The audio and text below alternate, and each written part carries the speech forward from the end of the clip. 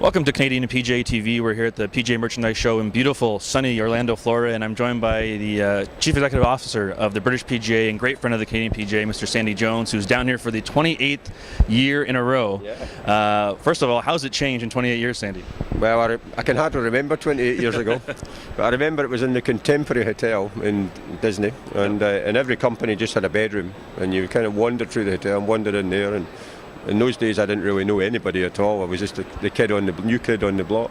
But obviously, the growth in the game, the growth in the show reflects the growth in the game. Now it's so international. You know, you walk through here and you meet people from every continent and every PGA, and that's why it's such a great centre for us to come and meet at the start of the year. And as you say, a bit of sunshine.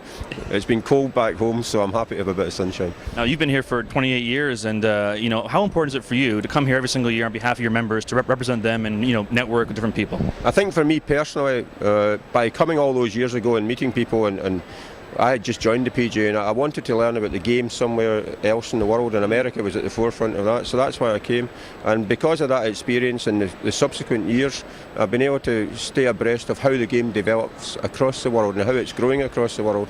And I think that's really important, because now with the Olympics, and of course you guys are the defending champions in the Olympics, right. So with that coming back in, it's going to become even more global, and that's what I've been able to learn by coming here all those years. So, and take that benefit back to our members and make sure that the PGA back home has been able to stay at the forefront of the game on a world basis, which is important for us because we've members working across 60 countries of the world.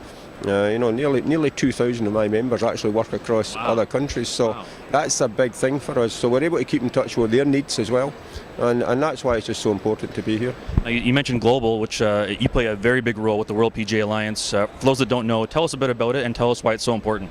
Well, I think that's important because, as I said, it's a global game now, but the Alliance really hopes to help set the standards for the PGA members going forward, particularly in education.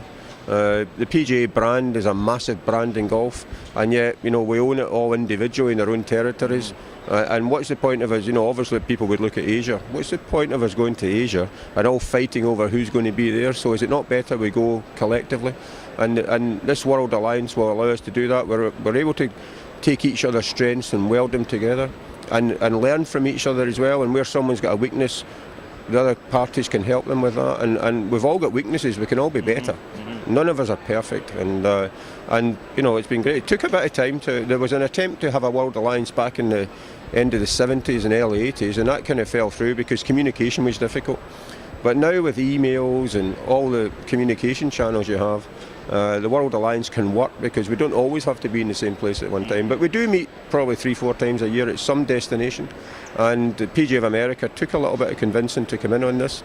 But with the PGA of America and Australians and ourselves at the forefront of it, and prepared to put our time and our resource in to help, then it's really good. And partners such as the Canadian PGA and the Swedes and the Germans all coming on board, I believe we can really make this work.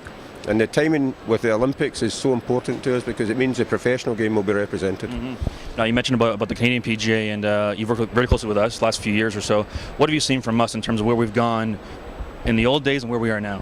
Well, I think the difference I've seen there, again, you've looked at people like ourselves or the American PGA, looked at the standards that we've set, not always how we deliver the programmes, but the standard. It's been able to look at someone, it's like playing the game, you look at whoever's the best player and you kind of want that to be your standard. And I think that is great. And the Canadian PGA have been a very vibrant partner. They've developed under the leadership of different presidents, but they've got a game plan that takes it forward. They've a game plan that's trying to make it better for the members, and I see them being a very full partner within the World Alliance, a very important partner. You've got a lot of members up there. You sit on the boundary of the Americans, and sometimes maybe that loses your position sometimes, but I think you should come forward in your own right and be the Canadian PGA and represent all the members, because as far as I can see, you're as good as the rest.